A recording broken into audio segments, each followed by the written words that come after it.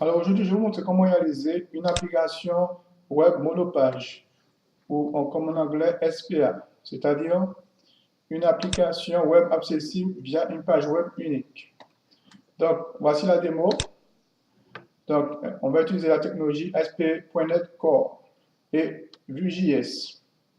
Donc, vous voyez que quand je clique sur Anti-Store, c'est la page d'accueil. Counter, c'est actualiser une autre page. Et Fetch Data, une autre page. Alors, donc, j'ai téléchargé Visual Studio 2007 Community. Donc, ça a pris au moins 20 gigas sur mon disque dur. Donc,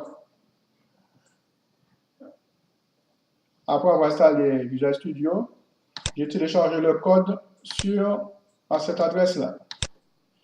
github.com/marc-piesiac/aspnetcore-vue-starter. Donc voilà, j'ai téléchargé ici, dans l'unzip. Voilà. Et j'ai créé un dossier Vue.js. Donc, la procédure d'installation expliquée ici. Donc, il faut appliquer la commande do-net new-i aspcore-vue.js. Après, dans le dossier, je suis après entrer le dossier que j'ai créé là, Vue.js. J'ai appliqué la formule do-net new Vue.js. Donc, ça va créer une application pour Visual Studio. Et voici ici le Vue.js.sln, c'est le point d'entrée de l'application Visual Studio. Bon, après,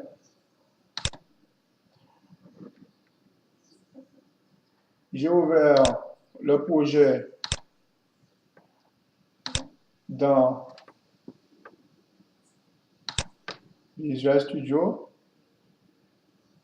Ouvrir projet aux solutions. Bon, moi j'ai déjà ouvert, il est là. Et après, j'ai lancé la commande ici pour lancer le projet. Alors, je vais expliquer comment le projet est structuré. Donc, on va commencer par la partie programmation ASP.NET. Donc, est structurée en des vieux. Voilà, index HTML. Donc, ça va.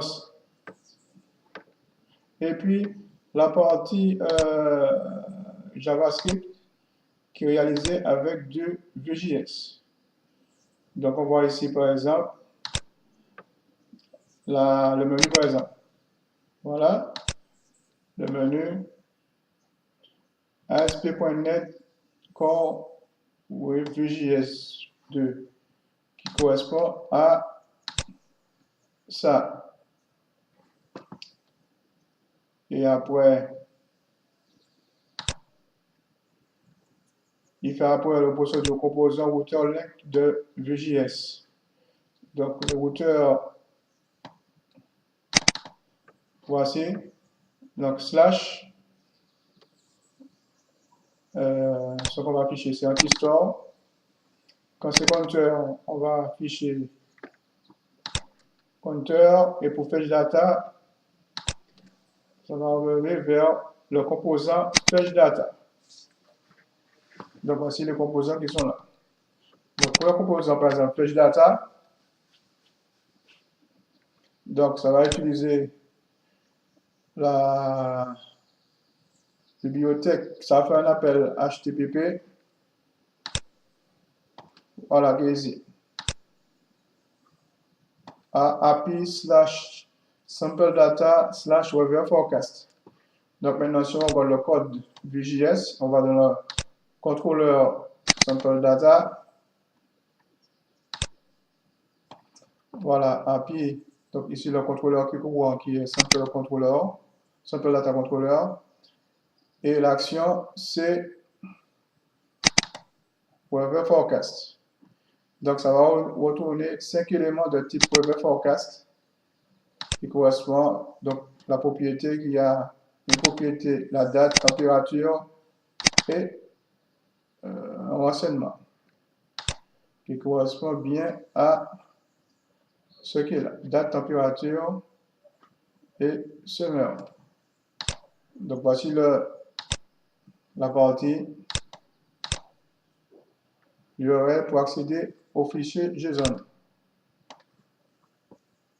Maintenant, pour publier le projet sur votre hébergeur, vous cliquez sur Débugger et puis après générer plutôt et puis publier Vue.js, le projet. Donc vous créez un profil. Je choisis FTP, créer profil. Après, choisir ici FTP. Donc, j'ai renseigné l'adresse FTP, l'utilisateur et le mot de passe. Je valide la connexion et après, j'ai enregistré.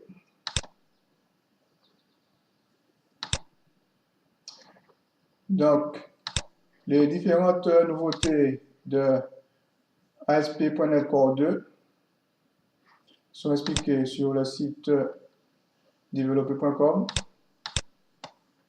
Voilà. Donc, il suffit de lire et ça explique bien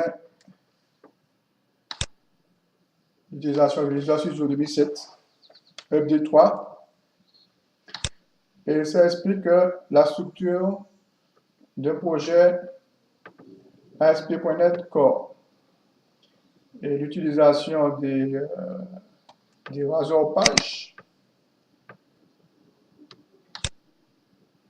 Des Razor-pages. Voilà, ces notations-là qu'on a retrouvées dans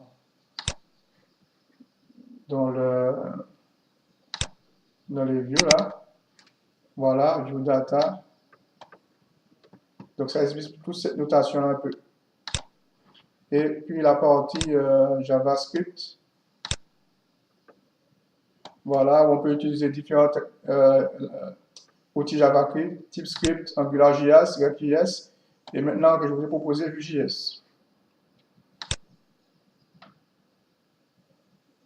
Bon, bien sûr, l'intégration de Webpack qui permet d'avoir un fichier compressé, un fichier JS compressé.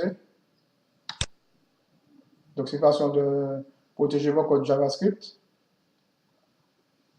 L'utilisation des fichiers CSS, SH, HTML dans le dossier Vue. Voilà. Donc, c'est comme ça dans une application Core MVC traditionnelle. Le dossier contrôleur et le dossier Vue.